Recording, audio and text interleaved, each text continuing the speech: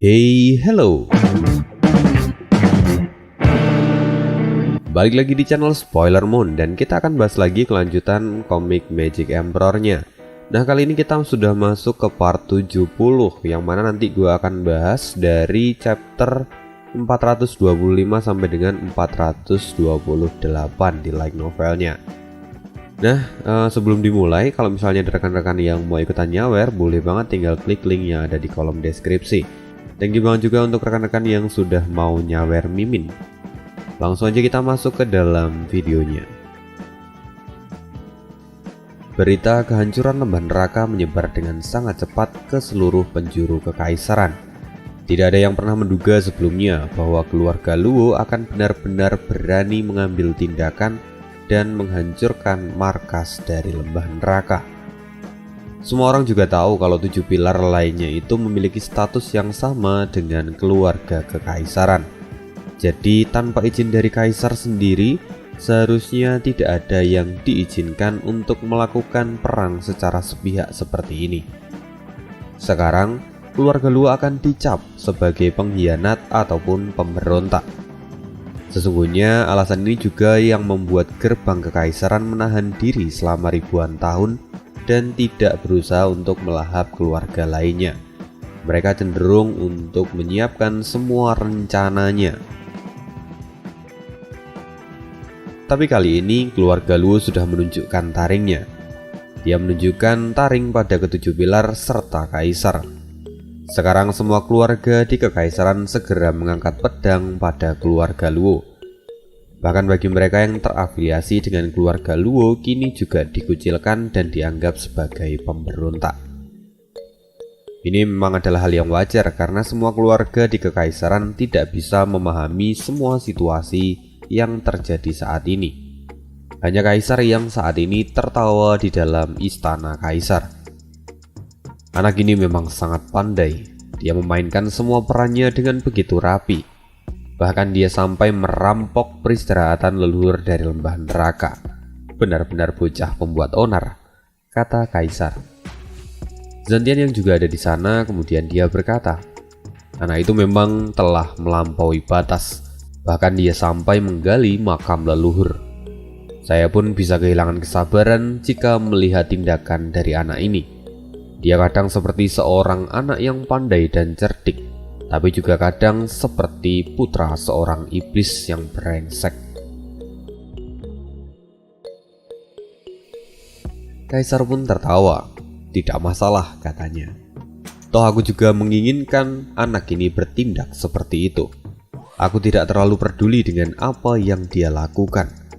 Justru semakin buruk sikapnya itu akan memberikan lebih banyak manfaat padaku. Dengan begini aku punya alasan untuk menggerakkan keluarga kekaisaran dan menangkap anak itu. Ini adalah jalan yang terbaik, kata kaisar sambil tertawa.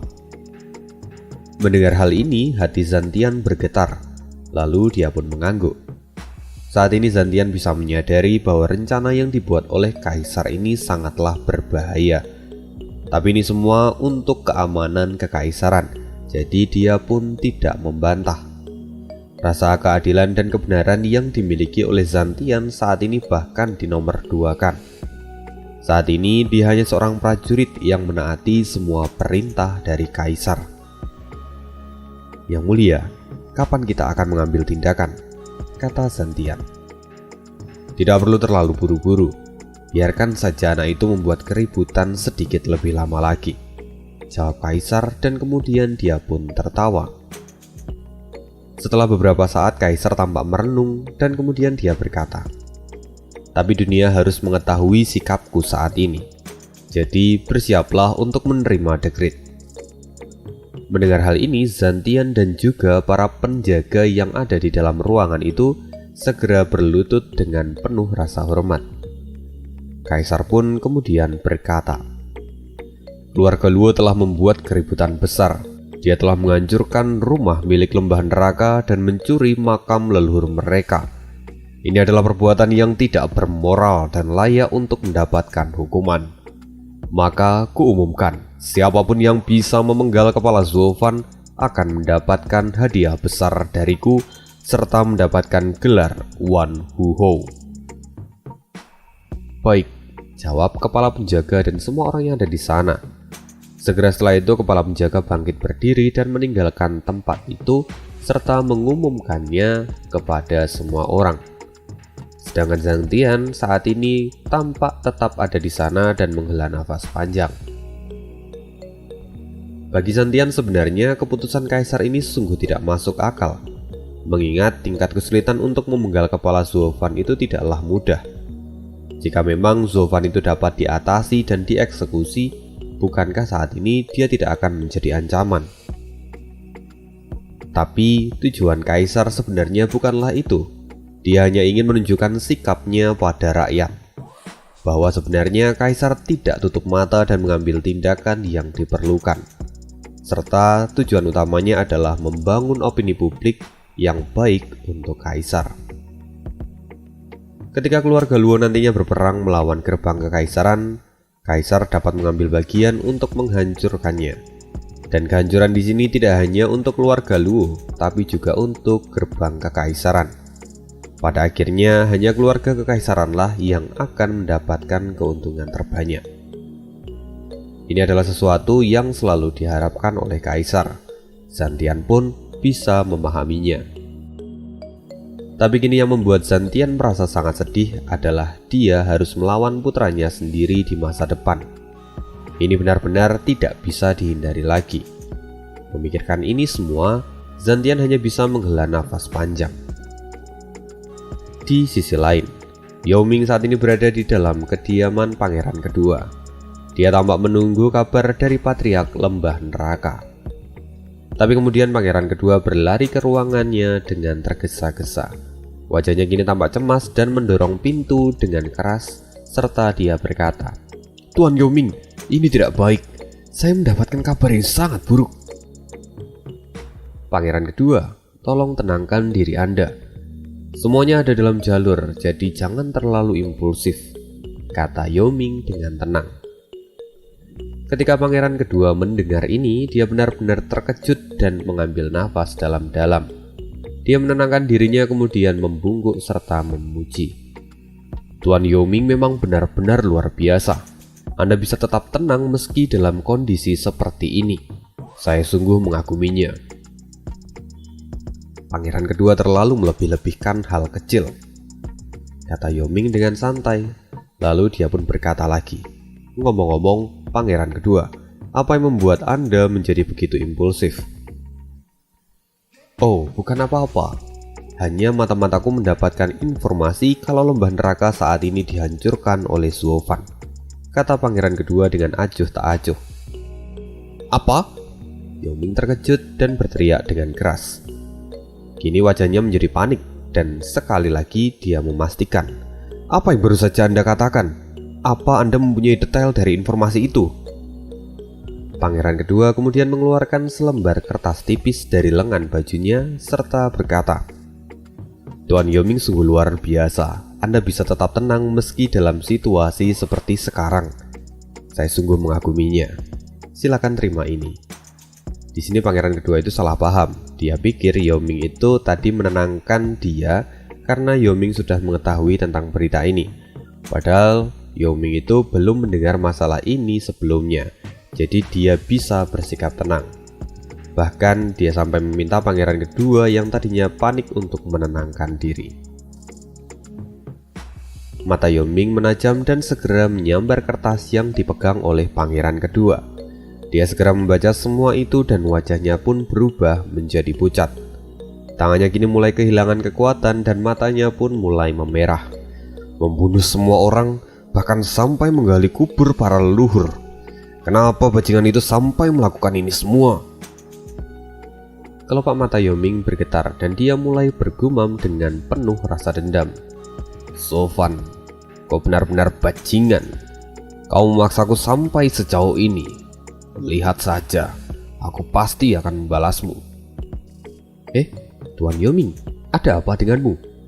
tanya pangeran kedua yang menatap Yao Ming dengan kebingungan. Yao Ming kemudian mencoba menenangkan hatinya dan membungkuk. "Yang mulia, ada sesuatu yang harus saya tangani saat ini. Saya khawatir sepertinya saya harus pergi selama beberapa bulan. Selama periode ini, saya harap Anda tidak bertindak dengan gegabah. Kalau begitu, saya permisi." Setelah mengatakan itu, Yoming kemudian berbalik dan meninggalkan tempat itu.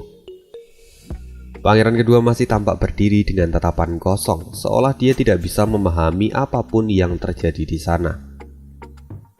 Di saat yang sama, di sebuah lembah kecil yang berjarak kira-kira 100 mil jauhnya dari Menara Huayu, tempat itu kini dipenuhi oleh pasukan dengan kekuatan yang sangat besar.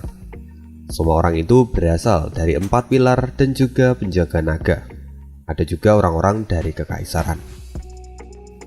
Tiba-tiba suara gebrakan meja terdengar. Itu berasal dari arah Yowansan.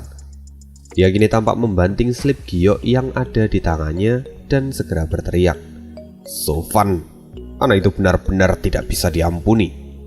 Aku tidak bisa merasa tenang sebelum menghancurkan tubuhnya menjadi potongan-potongan kecil." Teriak Yo, "Ada apa? Apa yang terjadi?" tanya Huang Putian Yuan yang agak terkejut dengan keributan ini. Yuan San mengambil beberapa nafas, lalu kemudian dia mengepalkan tinjunya. "Patriark Huangpu, Anda adalah kepala pemimpin dari ketujuh pilar. Saya mohon Anda memberikan kebijakan Anda. Baru saja saya menerima slip giok dari tetua ketiga yang berisi kalau lembah neraka telah diserang dan dihancurkan oleh Suofan. Saya harap Patriark Huangpu bisa membantu saya memberikan keadilan untuk hal ini." Sedikit revisi ya, maksudnya tetua ketiga itu kan lembah neraka punya 4 tetua penjaga gitu ya, yang menjaga lembah neraka. Nah ini tuh dia adalah disebut sebagai saudara ketiga. Jadi juga aneh translatekan ke tetua ketiga, bukan tetua ketiga yang sudah dibunuh Suofan dulu ya. Jadi ini tuh tetua ketiga utama lah katakan kayak gitu, yang menjaga, yang berada di ranah Visidewa, yang kemarin kabur itu. Huang Putian Yuan pun tampak terkejut. Dia kemudian berkata dengan penuh keheranan, "Bagaimana bisa anak itu mengambil langkah terlebih dahulu? Bahkan kita belum mulai menyerang Menara Huayu, tapi bagaimana bisa mereka sudah menyerang lembah neraka?"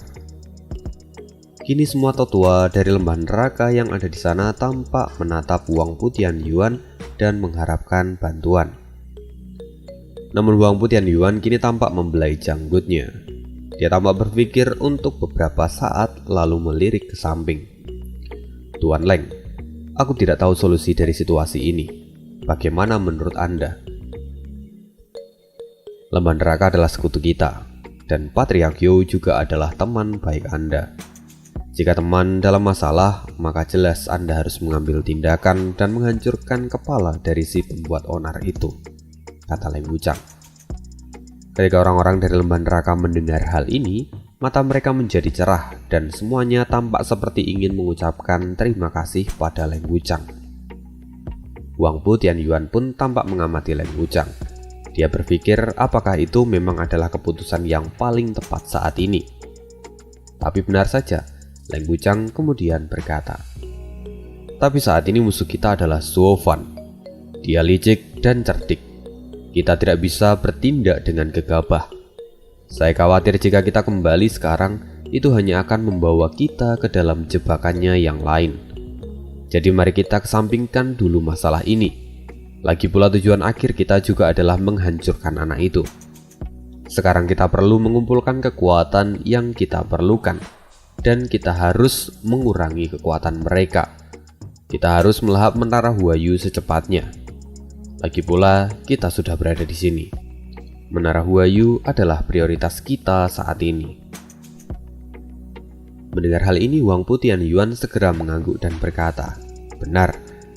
Untuk mengalahkan Suofan kita perlu mengalahkan Menara Huayu sekarang.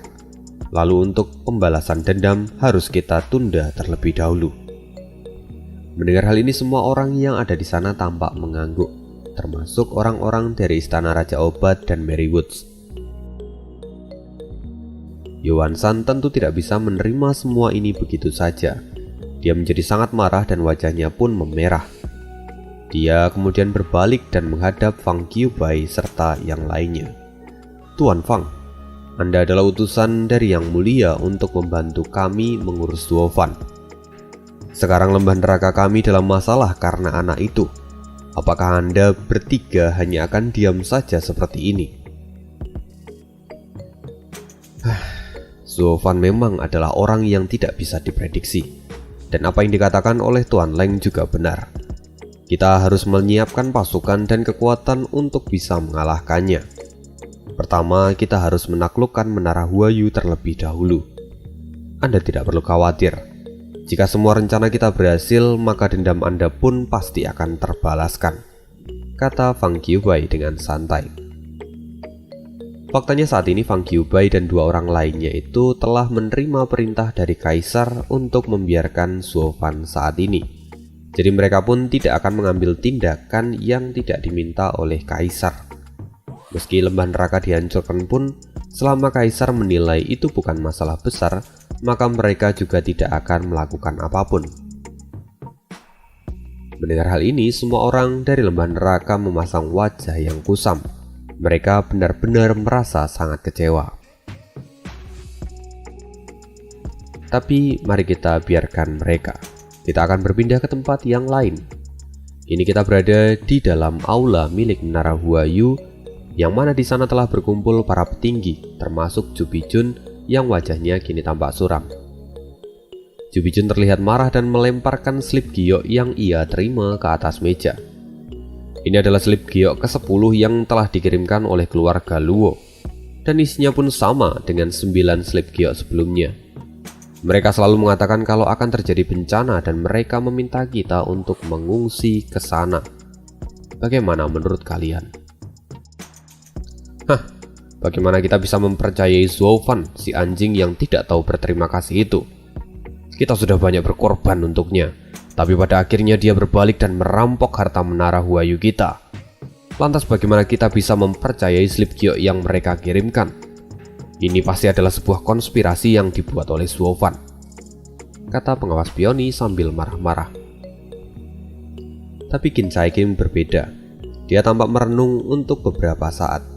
Sampai akhirnya dia berkata, tapi meski Duofan adalah orang yang jahat, licik dan tidak bisa dipercaya, kita masih harus memikirkan hal ini dengan sungguh-sungguh. Pepatah mengatakan lebih baik mempercayai anjing meski hanya sekali saja. Jadi lebih baik kita sekarang membuat pencegahan yang diperlukan. Mendengar hal ini, Ju Bijun pun mengangguk.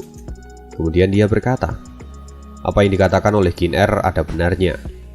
Sekarang perintahkan semua orang untuk memperketat penjagaan. Lalu untuk slip giok ini, mari kita tunggu dan lihat dulu situasinya. Brak! Pintu ruangan itu tiba-tiba didobrak dari luar dan membuat semua orang memalingkan wajah mereka. Terlihat di sana sosok gadis yang sedang panik. Siapa dia? Tentu saja itu adalah Dandan. Tidak baik, ini sungguh tidak baik. Musuh menyerang, teriaknya. Apa yang kamu katakan? Apa itu benar? Kata pengawas Peony yang kemudian tersadar dan melirik ke arah semua slip giok yang ada di atas meja. Perlahan dia mulai terlihat menyesal. Sekarang semua orang tahu bahwa apa yang dikatakan Duofan itu bukanlah sekedar bualan ataupun konspirasi, melainkan apa yang dikatakan itu benar-benar sebuah peringatan. Semua orang kini wajahnya tampak suram. Nenek, semua orang yang ada di tempat itu memandang Ju Bijun dengan wajah cemas. Tapi Ju Bijun tahu bahwa situasinya saat ini tidaklah baik. Jadi dia harus menjadi sosok patriark yang sejati. Dia menarik nafas dalam-dalam dan menghilangkan rasa paniknya. Dia tidak mau kepanikannya justru akan mempengaruhi moral dari semua orang. Lalu setelah beberapa saat, Ju Bijun kembali membuka matanya yang dipenuhi dengan ketegasan. Kini Ju Bijun tampak sangat tenang. Qin Er, pergi dan panggil 3 tetua penjaga. Minta bantuan dari mereka. Kamu Peony, segera kirim slip giok ke sekutu kita. Minta bantuan juga pada mereka. Aku akan pergi bersama dengan yang lain untuk melihat siapa yang berani memprovokasi Menara Huayu kita. Segera setelah mengatakan itu, Ju Bijun pun bangun dan tongkat kebanggaannya menghantam tanah. Dia segera berjalan keluar dan diikuti oleh para tetua lainnya. Sedangkan Qin Er segera pergi melaksanakan tugasnya juga. Sekarang di ruangan itu hanya tersisa Dandan dan pengawas Peony. Kini Dandan tampak cemberut lalu berkata, "Bukankah orang-orang dari keluarga Luo sudah lama mengirimkan slip giok pada kita? Bagaimana bisa para tetua tidak mengambil tindakan sama sekali? Sekarang semuanya sudah terlambat. Jangan menyalahkan orang lain karena sudah seperti ini." "Dandan, omong kosong apa yang kau katakan ini? Siapa yang mengajarimu untuk mengkritik para tetua dari belakang?" bentak pengawas Peony. Dandan pun membalas, "Siapa yang mengkritik? Bukankah ini adalah fakta? Mereka sudah mengirimkan peringatan pada kita sejak 3 bulan lalu." "Bocah nakal, kau berkata seolah-olah tahu segalanya," bentak pengawas Peony. "Apa kau benar-benar tahu siapa Zuofan? Bagaimana kau bisa benar-benar mempercayainya?" Dandan kemudian berkata, "Kali ini Yan Fu yang mengirimiku pesan secara pribadi dan dia tidak akan berbohong padaku," kata Dandan dengan wajah yang kesal. Setelah mendengar hal ini, pengawas Peony menghela nafas panjang. "Oh muridku tersayang, apa kau lupa seburuk apa karakter Yan Fu sebelumnya? Belum lagi sekarang dia bersama dengan Zuofan. Apa kamu tidak bisa memahaminya sama sekali? Bisa saja Zuofan menggunakannya untuk meminta dan mengirimkan slip giok palsu hanya untuk menjebak kita. Bagaimana bisa kita mempertaruhkan nyawa dari seluruh sekte hanya pada rasa percayamu? Apalagi itu hanya karena rasa cinta. Bodoh. Apa aku pikir aku tidak tahu bahwa kalian sering berkirim pesan cinta selama 3 bulan terakhir? Bagaimana bisa kamu melakukan semua ini? Apa kau tidak merasa malu pada gurumu ini?" Mendengar hal ini, Dandan sedikit memerah wajahnya, tapi dia merasa masih kesal.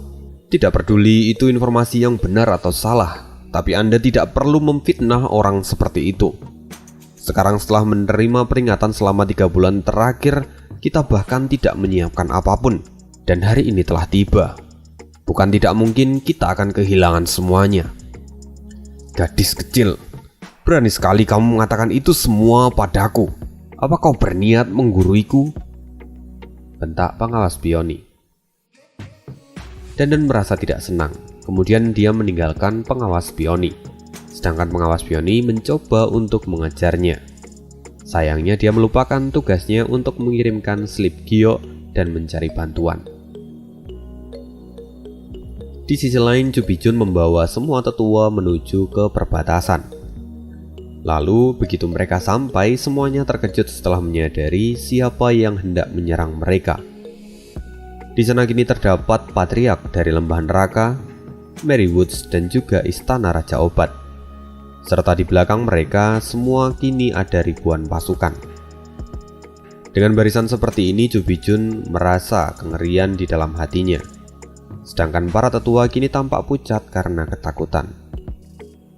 Lalu di sisi lain, ketiga patriark justru tampak tertawa setelah melihat ekspresi dari para tetua menara Huayu.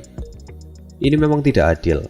Secara kasar bisa dikatakan bahwa ini adalah pertandingan 3 lawan 1. Yuan Shan kini tampak maju dan berkata dengan santai, "Nenek, akhirnya kita bertemu lagi.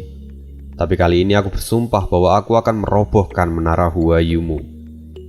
Sebaiknya sekarang kamu menyerah sebelum jatuhnya banyak korban."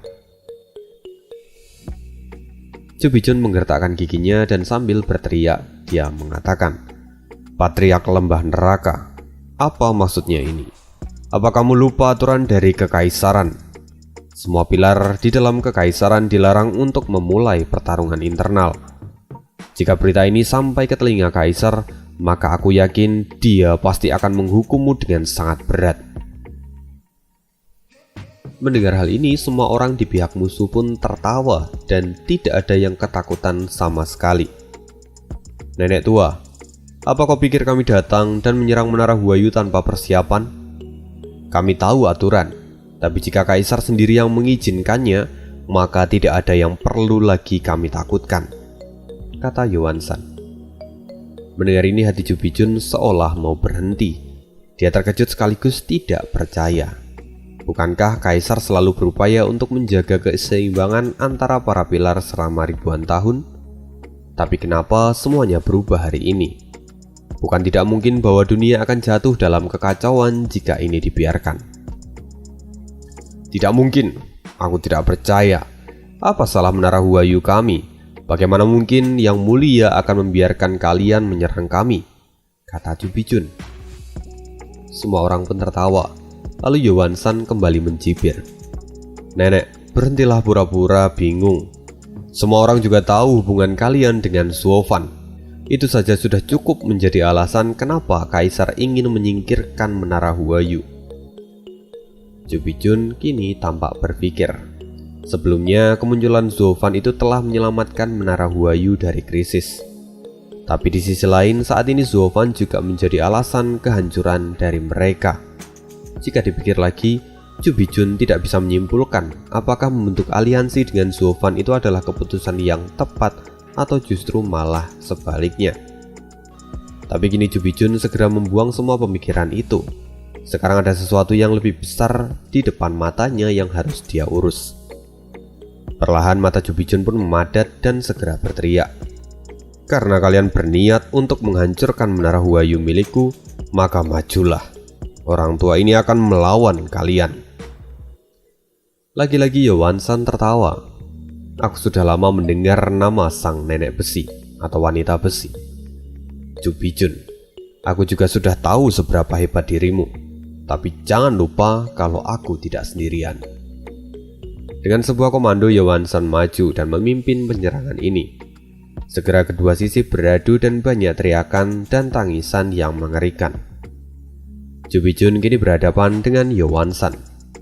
Jejak hantu, kata Yowanssan. Sebuah telapak tangan yang dikelilingi oleh roh-roh gentayangan melesat ke arah Jubijun. Namun Jubijun tidak tinggal diam. Kilatan cahaya biru menembus langit dan benturan dengan pukulan Yowanssan pun terjadi. Serangan es yang dikeluarkan oleh Jubijun itu cukup kuat, bahkan sampai membekukan telapak tangan dari Yowanssan. Dengan begitu Yowanssan pun berhenti sejenak, lalu Jubijun melesatkan sebuah pukulan tepat ke dada Yowanssan. Dengan begitu Yowanssan pun dikirim kembali. Tampak ada darah mengalir di sudut mulut Yowanssan saat ini. Seni bela diri milik menara Huayu memang tidak bisa diremehkan. Bahkan kamu juga sudah berhasil mencapai tingkat ini. Seperti yang diharapkan dari sosok wanita besi. Aku sangat mengagumi Anda, kata Yowanssan. Patriark Lembah Neraka, untuk saat ini kau telah terluka parah dan mungkin kau tidak akan bisa menggunakan kemampuanmu selama beberapa dekade, kata Jubijun sambil mencibir. Yowanssan menyadarinya, lalu dia segera mundur beberapa langkah. Tapi kemudian, sebuah tawa kembali terdengar. Tawa itu berasal dari Yan Bogong, patriark dari Istana Raja Obat. Nenek, memang benar kamu adalah orang yang kuat.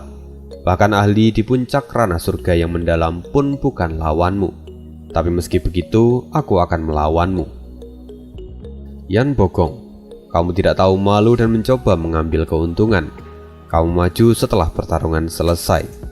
Sebagai seorang patriark, inikah kebanggaanmu? Teriak Jubijun. Tapi Yan Bogong sama sekali tidak memperdulikannya. Dia hanya tertawa dan berkata, apa yang Anda katakan itu tidak baik. Sejak awal kami bertiga adalah sekutu. Jadi kalau salah satu kami terluka, akan sangat wajar kalau kami akan membantu. Lagi pula tidak ada aturan kalau kita harus 1 lawan 1. Kenapa tidak sekalian 3 lawan 1? Yan Bogong mengatakan semua itu dengan santai dan membuat Jubijun terdiam. Tapi ketakutan tidak terpancar dari mata Jubijun. Kini dia masih seperti memiliki kepercayaan diri yang tinggi. Dia tahu meski saat ini menara Huayu itu sangat lemah, tapi dia yakin bahwa jika mereka dipaksa bertarung, maka menara Huayu tidak akan kalah dengan mudah. Hanya saja saat ini yang diincar oleh ketiga orang itu adalah nyawa dari Jubijun. Dia adalah penyangga dari menara Huayu saat ini. Jika dia sampai mati, maka menara Huayu akan kehilangan sosok pemimpin dan menara Huayu akan hancur pada akhirnya. Chu Bijun pun tidak sebodoh itu, jadi dia pun mengetahui semua rencana mereka. Tapi meski begitu, Chu Bijun masih pantang mundur. Lagi pula ini jugalah yang dia harapkan. Dengan dia bertarung di sini, maka dia akan memberikan tambahan waktu untuk menunggu kedatangan dari sekutu. Bisa dikatakan bahwa cara ini juga adalah cara terbaik untuk mempertahankan menara Huayu saat ini. Patriark Yan, majulah dan lawan aku, kata Chu Bijun. Yan Bogong tersenyum tipis dan membelai janggutnya dengan santai. Dia kini tampak begitu percaya diri. Setelah beberapa saat wajahnya pun berubah menjadi serius, lalu dia menggerakkan tangannya. Segera kabut 7 warna menyebar dan melesat ke arah Chu Bijun. Tapi Chu Bijun sudah siap dengan keadaan ini. Dia kemudian memutar tubuhnya dan segera kabut es muncul di sekitar tubuhnya. Kabut itu menyelimuti tubuhnya seperti sebuah bola. Kita juga tahu bahwa kabut 7 warna itu memiliki sifat korosi yang kuat. Tapi ternyata itu masih belum bisa menembus pertahanan dari Chu Bijun dengan mudah. Lalu Chu Bijun kemudian mengambil ancang-ancang dan melesat ke arah Yan Bogong. Sebuah pukulan ia lepaskan ke arah Yan Bogong. Melihat serangan ini, mata Yan Bogong pun sempat memadat, seolah dia itu takut. Tapi saat telapak tangan itu semakin mendekat, senyuman di wajahnya pun tiba-tiba merekah. Chu Bijun terkejut dan merasa ada yang tidak beres di sana. Tapi sudah terlambat. Sebuah pukulan tiba-tiba melesat dari samping dan menghantam tubuh dari Chu Bijun. Tentu itu membatalkan serangannya juga. Chu Bijun sedikit melupakan bahwa ini adalah permainan 3 lawan 1 dan masih ada satu orang yang dari tadi belum unjuk gigi. Dia adalah Lin Rufeng, sang patriark dari Merry Woods. "Kau sialan!" teriak Chu Bijun. "Benar, Nek, ada aku di sini," kata Lin Rufeng sambil menyeringai. Begitu selesai mengatakan ini, Lin Rufeng menghilang dalam sekejap dan kembali muncul di hadapan Chu Bijun. Dia segera melepaskan serangan ke arah Chu Bijun dan Chu Bijun hanya bisa menahannya. Tangannya kini diselimuti oleh es untuk menahan pukulan dari Lin Rufeng. Dalam waktu singkat, mereka berdua saling bertukar ratusan pukulan. Tangan Chu Bijun yang kini dilapisi oleh es itu terus menahan pukulan dari Lin Rufeng yang ditujukan pada satu titik. Lama-lama lapisan es ini pun mulai retak pada akhirnya. Lalu setelah beberapa pukulan berikutnya, es itu benar-benar hancur. Chu Bijun tersentak ke belakang dan Lin Rufeng sama sekali tidak membuang kesempatannya.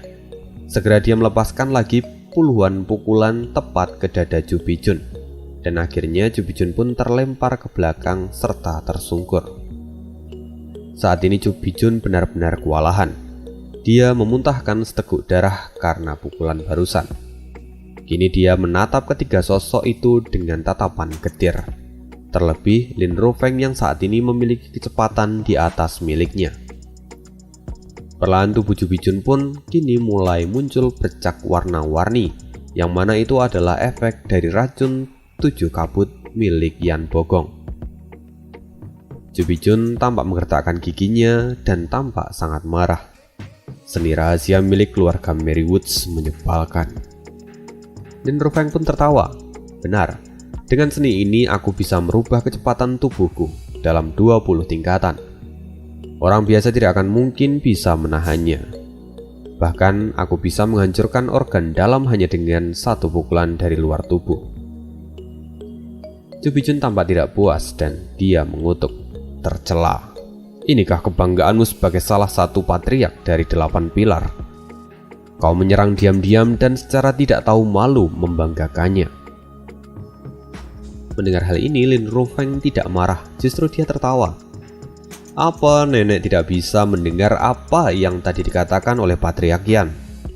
Kami bertiga saat ini dalam operasi gabungan, dan kami bekerja sama atas nama kelompok dan bukan 1 lawan 1. Kini para tetua dan murid yang ada di sana tampak sangat geram. Mereka melihat patriark mereka benar-benar tidak berdaya. Tapi mereka juga tidak bisa mengambil tindakan apapun karena saat ini musuh yang terlalu kuat. Jubijun kemudian berkata, "Bantu aku berdiri dan kembali." Saat para tetua hendak bergerak, Lin Rofeng tampak mencibir dan memberikan perintah. "Kalian tidak akan bisa lari.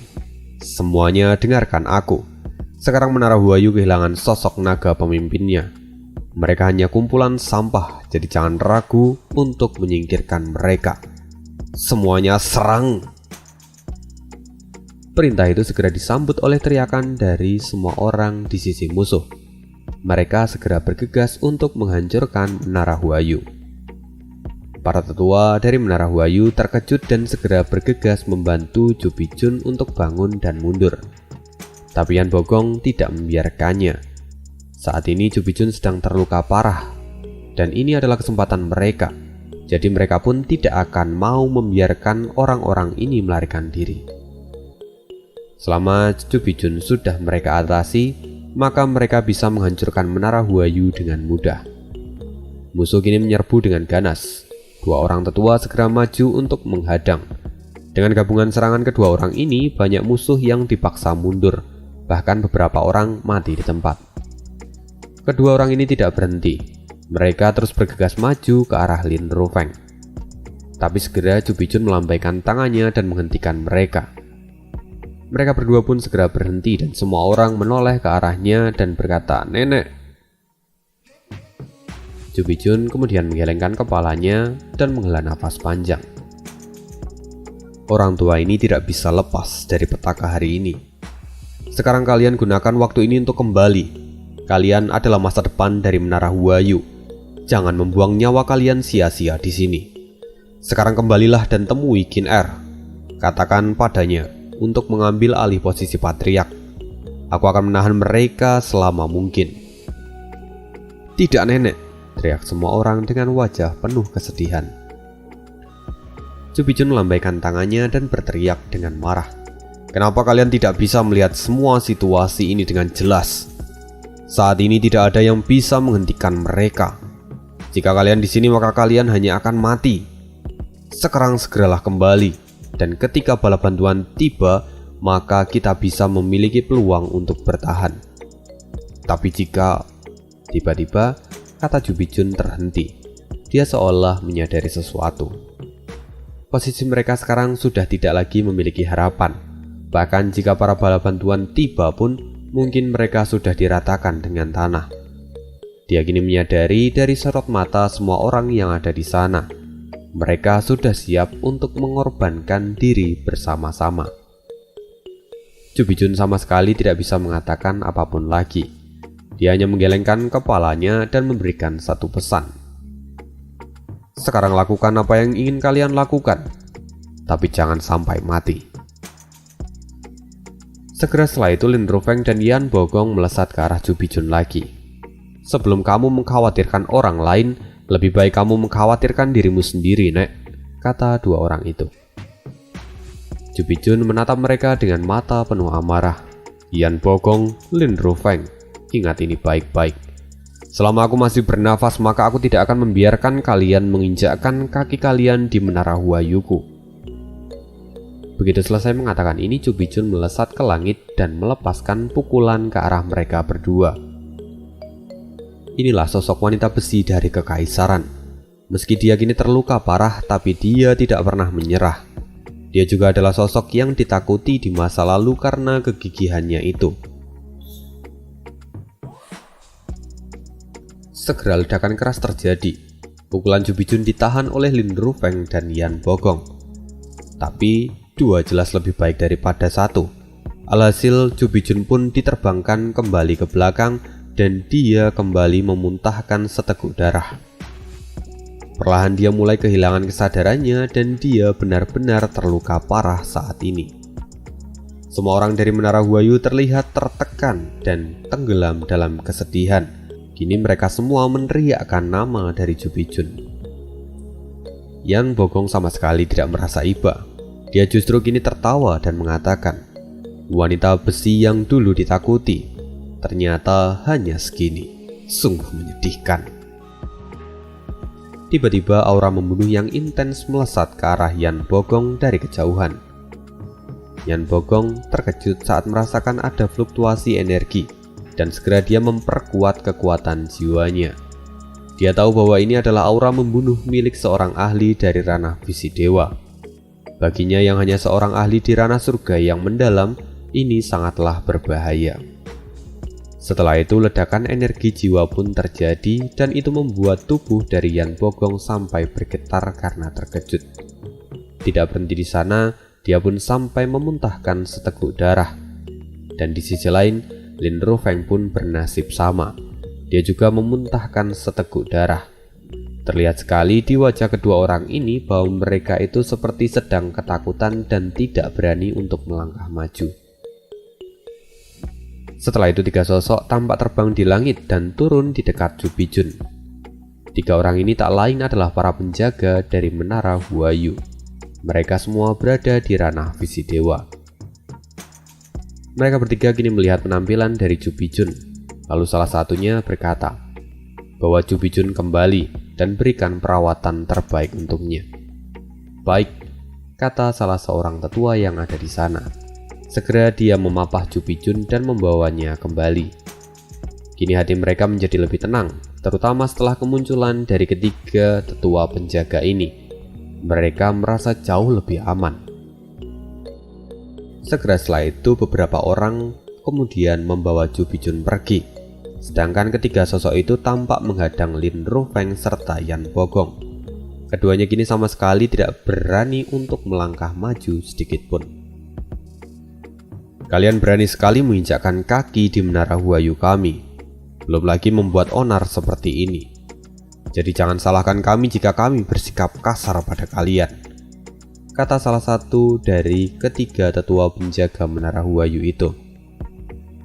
Yan Bogong masih terlihat pucat, tapi dia tampak sangat percaya diri dan mencibir. Kalian para penjaga dari Menara Huayu tidak sepantasnya terlalu sombong. Selama ini kalian bisa bertahan itu hanya karena kaisar yang melindungi kalian. Apa kalian pikir hanya dengan 3 ahli di ranah visi dewa kalian bisa menghadapi kami?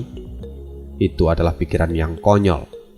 Sayangnya kalian harus menyadari bahwa kami bukanlah kekuatan utama dalam penyerangan ini. Di balik semua ini ada dalang yang tentunya kalian sudah sadari. Mereka adalah gerbang kekaisaran. Tiba-tiba sebuah suara terdengar dari belakang. Benar, kami adalah dalang dari pengepungan ini. Begitu mendengar suara ini, semua orang berbalik dan melihat ke satu titik. Orang itu tak lain adalah Huang Pu Fenglei. Ketiga tetua penjaga itu tampak terkejut dan wajah mereka pun berubah menjadi masam. Aku di sini untuk menghadapi kalian bertiga. Majulah bersamaan, karena aku juga tidak ingin menahan diri, kata Huang Pu Fenglei dengan santai. Inilah kebanggaan dari seorang ahli yang dikenal sebagai ahli terkuat di seluruh kekaisaran. Tentunya ini keluarga kekaisaran tidak dimasukkan, ataupun penjaga naga juga tidak dimasukkan. Kedatangan Huang Pu Fenglei tentu membuat ketiga orang ini merasa gemetar. Salah satu dari ketiga wanita itu kemudian berkata dengan wajah serius, "Saudaraku, tampaknya perjalanan hidup kita bertiga akan berhenti di hari ini. Tapi kita telah berjuang bersama selama 100 tahun. Jadi mari selesaikan ini bersama-sama tanpa ada rasa menyesal." Keduanya segera mengangguk dan mata mereka pun kini dipenuhi dengan niat membunuh yang besar. Melihat situasi ini, Huang Pu Fenglei tertawa dan sedikit tertarik. "Sebelumnya aku telah mendengar rumor tentang kalian bertiga. Tapi jangan pikir kalian bisa menarik simpatiku. Jangan buang-buang waktu lagi. Ayo segera selesaikan ini. Karena Anda mengatakan itu, maka jangan salahkan kami jika maju bertiga," teriak salah satu dari wanita itu. Mereka tahu kemampuan dari Huang Pu Fenglei dan mereka tidak akan bisa menang jika hanya beradu kekuatan. Jadi mereka juga berpikir untuk menggunakan trik. Setidaknya meski mereka tidak bisa menang di sini, tapi mereka bisa memberikan tambahan waktu untuk yang lainnya. Ketiganya kini tersenyum dan berdiri saling memunggungi satu sama lain. Mereka mulai membuat formasi dan harmoni yang sungguh luar biasa pun terjadi. udara di sekitar mereka pun mulai berubah. Tiba-tiba di bawah kaki Wang Pufenglei, udara berubah menjadi kabut es dan mengunci pergerakannya. Setelah itu, udara kembali terkumpul di atas ketiga orang itu, dan sosok Phoenix dari es mulai menampakkan wujudnya. Sayapnya kini terus melebar dari waktu ke waktu. Mata Wang Pufenglei perlahan terbuka dan dia pun tampak kagum. Seni bela diri gabungan. Aku tidak menyangka kalau kalian bertiga akan memiliki kekuatan semenarik ini. Ini sungguh luar biasa langka. Anda tidak perlu terlalu memuji, karena kami juga tidak butuh pujian darimu. Lebih baik sekarang terima serangan kami dengan tenang, kata mereka bertiga. Phoenix X kini bergerak dengan kecepatan tinggi ke arah Wang Pufenglei dan yang lainnya. Kini Yan Bagong serta yang lainnya tampak sangat ketakutan. Dia sadar kalau burung itu sampai menghantam tanah, maka daya hancurnya akan sangat luar biasa. Hanya dengan memikirkan ini saja, baik Yan Bagong ataupun Lin Rufeng keduanya tampak berkeringat dingin. Namun, di bawah tekanan yang luar biasa ini, Wang Pufenglei masih tetap diam dengan wajah yang polos. Sampai Phoenix S itu sudah dekat dengannya, dia hanya mencibir. Trik rendahan seperti ini hanya akan mengguncang beberapa orang, tapi itu sama sekali tidak ada gunanya untukku. Begitu selesai mengatakan ini, dia melambaikan tangannya dan ledakan pun terjadi. Phoenix S yang gagah kini hancur berkeping-keping dan hilang dalam sekejap. Tampak Wang Pufenglei tersenyum dan dia pun berkata, hanya dengan satu pukulan, easy. Tapi sebelum Wang Pufenglei membanggakan dirinya lagi, Phoenix S yang tadi telah berubah menjadi asap mulai mengelilingi Wang Pufenglei. Segera suhu udara di sana turun dengan drastis. Wang Pufenglei agak terkejut, tapi itu sudah terlambat. Kini dia telah berubah menjadi kristal es. Diam dan sama sekali tidak bisa bergerak. Tetua Wang Pufenglei, teriak semua orang dengan penuh keterkejutan. Kini mereka diliputi oleh kepanikan lantaran sosok Wang Pufenglei saja ternyata tidak bisa melawan ketiga tetua penjaga Menara Huayu. Kini mereka semua menjadi sangat cemas. Hanya saja, kecemasan mereka itu sungguh tidak berdasar. Lagi pula Wang Pufenglei itu sudah berada di ranah yang berbeda. Jadi, hanya seperti itu bukanlah masalah. Perlahan es yang menyelimuti tubuh dari Wang Pufenglei pun mulai mencair. Tampak senyuman dari sudut mulut Wang Pufenglei mulai terlihat. Aku tidak menyangka bahwa ternyata kalian menyembunyikan trik yang menarik di balik serangan kalian. Menarik. Walaupun ini sama sekali tidak berarti di hadapanku. Semua orang dari sisi musuh kini bersorak dan mengagung-agungkan Wang Pufenglei. Tapi dentuman energi kembali terjadi dan tiga sosok penjaga Menara Huayu itu hilang dalam sekejap. Mereka kembali muncul di hadapan Wang Pufenglei. Wang Pufenglei, aku tahu bahwa trik ini tidak akan menyakitimu, tapi itu hanyalah umpan, dan sekarang terimalah yang sesungguhnya, teriak salah seorang wanita itu.